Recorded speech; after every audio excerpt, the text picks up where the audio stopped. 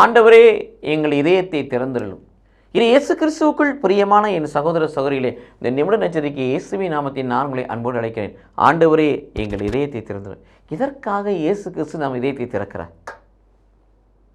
ஏனென்றால் இதயம் என்பது கடவுளுடைய உறைவிடம், கடவுள் வாசம் செய்ய இடம்.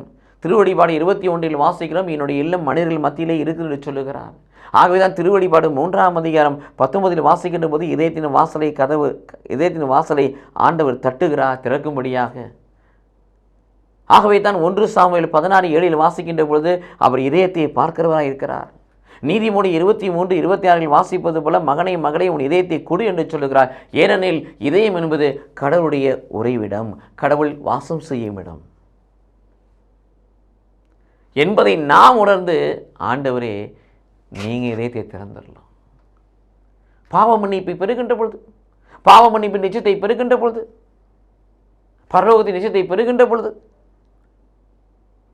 ஆண்டவரை அழைக்கப்படுகின்ற பொழுது, ஆண்டவரை அர்ச்சிக்கப்படுகின்ற பொழுது, ஆண்டவரை அபிஷேகம் செய்யப்படுகின்ற பொழுது நம்முடைய இதயங்கள் திறக்கப்படுகிறது. ஏசியா மன்னிக்கும் எரேமியா 36:25-26 வாசிப்பது போல கல்லான இதயத்தை எடுத்துவிட்டு கனிவுள்ள சதையுள்ள உணர்வுள்ள இதயத்தை கடவுள் வைத்து தன் ஆவியும் தன் வார்த்தையை அங்கே வைப்பார்.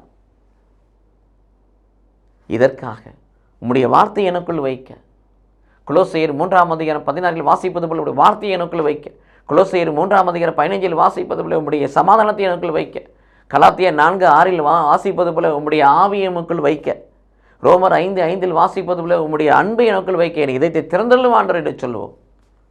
இந்த இதயம் கடவுளின் உறைவிடமாய் மாறட்டும். நம்முடைய வாழ்வு இறை மாட்சிமையினாலும் மகிமையினாலும் சூழட்டும். கடவுள் நம்மை ஆசீர்வதிப்பாராக. ஆமென்.